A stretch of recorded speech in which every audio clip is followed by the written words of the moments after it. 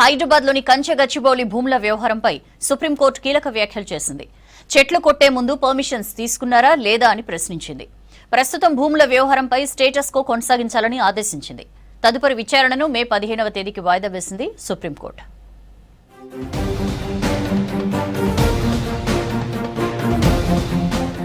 హైదరాబాద్ లో కంచెగచ్చిబౌలి భూముల వ్యవహారంపై సుప్రీంకోర్టులో విచారణ జరిగింది.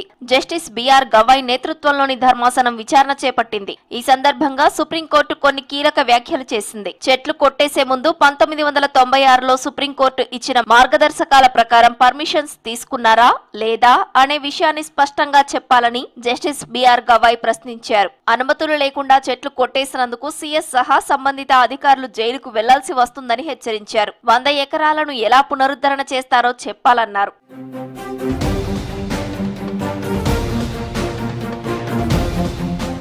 అనుమతులు తీసుకునే ఆ భూముల్లో జామాయిల్ తరహా చెట్లు పొదలను తొలగించామన్నారు రాష్ట్ర ప్రభుత్వం తరపు న్యాయవాది అభిషేక్ మను సింఘ్వి. అయితే పర్యావరణ పరిరక్షణలో రాజీ పడకూడదన్నారు జస్టిస్ గవాయ్. వీడియోలు చూసి తాము ఆందోళనకు గురయ్యామని చెప్పారు. తెలంగాణలో వాల్టా చట్టం అమల్లో ఉందని, దాని ప్రకారం రాష్ట్ర ప్రభుత్వం వ్యవహరించిందని అమికస్ క్యూరీ చెప్పారు. 10,000 కోట్లకు మార్టిగేజ్ చేశారని సిఈసి నివేదికలో చెప్పిందని అమికస్ క్యూరీ కోర్టు దృష్టికి తీసుకెళ్లారు. ఆ భూములను మార్టిగేజ్ చేశారా, అమ్ముకున్నారా అనేది తమకు అనవసరమని జస్టిస్ బిఆర్ గవాయ్ అన్నారు.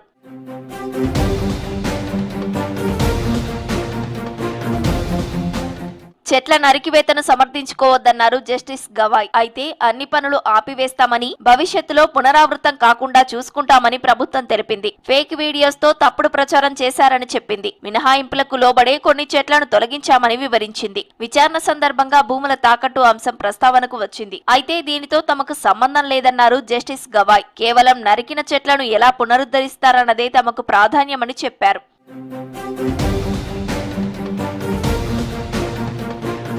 2004 నుంచి ఈ భూముల వ్యవహారం, కోర్టుల్లో ఉన్న పరిస్థితి, ఆ తర్వాత చుట్టుపక్కల జరిగిన అభివృద్ధి వంటి వివరాలను అభిషేక్ సింఘ్వి కోర్టుకు వివరించారు. ఇరుపక్షాల వాదనలు విన్న సుప్రీంకోర్టు ఈ వ్యవహారంపై స్టేటస్ కొనసాగించాలని ఆదేశించింది. తదుపరి విచారణను మే 15వ తేదీకి వాయిదా వేసింది.